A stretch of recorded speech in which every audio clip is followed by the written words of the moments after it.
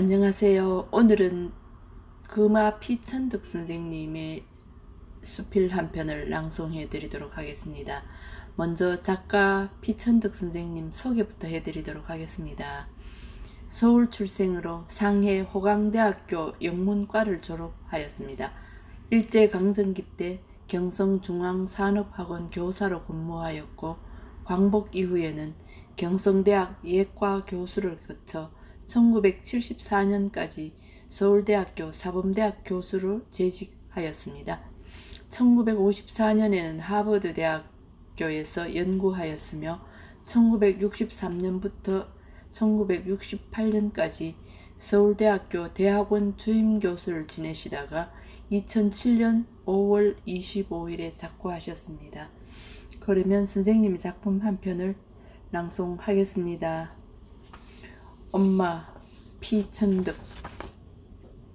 마당으로 뛰어내려와 안고 들어갈 텐데 웬일인지 엄마의 얼굴은 보이지 않았다. 또 숨었구나. 방문을 열어봐도 엄마가 없었다. 옳지, 그럼 다락에 있지. 발판을 갖다 놓고 다락문을 열었으나 엄마는 거기도 없었다. 건너방까지 가봐도 없었을 때에는 앞이 아니 보였다. 울음 섞인 목소리는 몇 번이나 엄마를 불렀다. 그러나 마루에서 째깍대는 시계 소리밖에는 아무 대답도 들리지 않았다.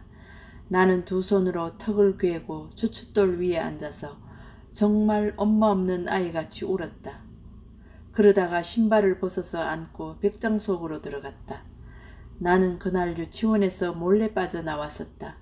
순이한테 끌려다니다가 처음으로 혼자 큰 한길을 걷는 것이 어떻게나 기뻤는지 몰랐었다. 금시의 어린이란 것 같았다. 자파상 유리창도 들여다보고 약 파는 사람 연설하는 것도 듣고 아이들 싸움하는 것 구경하고 그러느라고 좀 늦게야 온 듯하다. 자다가 눈을 떠보니 캄캄하였다. 나는 엄마를 부르면서 벽장문을 발길로 찼다. 엄마는 달려들어 나를 끌어안았다. 그때 엄마의 가슴이 왜 그렇게 뛰었는지, 엄마의 팔이 왜 그렇게 떨렸는지 나는 몰랐었다. 너를 잃은 줄 알고 엄마는 미치는 모양 돌아다녔다. 너는 왜 그리 엄마를 성화 먹이니? 어쩌자고 너 혼자 온단 말이냐? 그리고 숨기까지 하니 너 하나 믿고 살아가는데 엄마는 아무래도 달아나야 되겠다. 나들이 간 줄 알았던 엄마는 나를 찾으러 나갔던 것이었다. 나는 아무 말도 아니하고 그저 울었다. 엄마가 나의 엄마였다는 것은 내가 타고난 영광이었다. 엄마는 우아하고 청초한 여성이었다. 그는 성화에 능하고 검은 거는 도에 가까웠다고 한다. 내 기억으로는 그는 나에게나 남에게나 거짓말한 일이 없고 거만하거나 비겁하거나 몰인정한 적이 없었다. 내게 좋은 점이 있다면 엄마한테서 받은 것이요. 내가 많은 결점을 지닌 것은 엄마를 일찍 잃어버려 나의 사랑 속에서 자라나지 못한 때문이다. 엄마는 아빠가 세상을 떠난 후 비단이나 고운 색깔을 몸에 대신 일이 없었다. 분을 바르신 일도 없었다. 사람들이 자기 보고 아름답다고 하면 엄마는 죽은 아빠에게 미안한 생각이 들었을 것이다. 여름이면 모시, 겨울이면 옥양목. 그 생활은 모시같이 섬세하고 깔끔하며 옥양목같이 깨끗하고 차가웠다. 황제리처럼 멋있던 그는 죽은 남편을 위하여 기도와 고행으로 살아가려고 했다. 폭포 같은 마음을 지닌 채 호수같이 살려고 애를 쓰다가 바다로 가고야 말았다.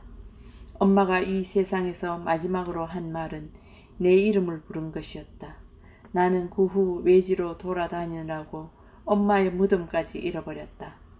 다행히 그 사진이 지금 내 책상 위에 놓여있다. 30대의 세상을 떠난 그는 언제나 젊고 아름답다. 내가 새 한 마리 죽이지 않고 살아온 것은 엄마의 자애로운 마음이요. 햇빛 속에 웃는 나의 미소는 엄마한테서 배운 웃음이다. 나는 엄마 아들답지 않은 때가 많으나 그래도 엄마의 아들이다. 나는 엄마 같은 애인이 갖고 싶었다. 이제 와서는 서영이나 아빠의 엄마 같은 여성이 되기를 바랄 뿐이다. 그리고 또 하나 나의 간절한 희망은 엄마의 아들로 다시 태어나는 것이다.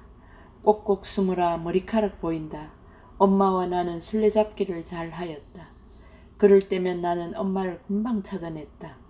그런데 엄마는 오래오래 있어야 나를 찾아냈다. 나는 다락 속에 있는데 엄마는 이방저방 찾아다녔다.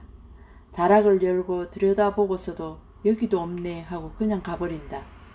광해도 가보고 장독뒤도 들여다보는 것이 아닌가. 하도 답답해서 소리를 내면 그제야 겨우 찾아냈다. 엄마가 왜 나를 금방 찾아내지 못하였는지 나는 몰랐다. 엄마와 나는 구슬치기도 하였다. 그렇게 착하던 엄마도 구슬치기를 할 때에는 아주 떼쟁이였다. 그런데 내 구슬을 다 딴 뒤에는 그 구슬들을 내게 돌어주었다. 왜 그 구슬들을 내게 돌어주는지 나는 몰랐다. 한 번은 글방에서 몰래 도망왔다. 너무 이른 것 같아서 한 길을 좀 돌아다니다가 집에 돌아왔다.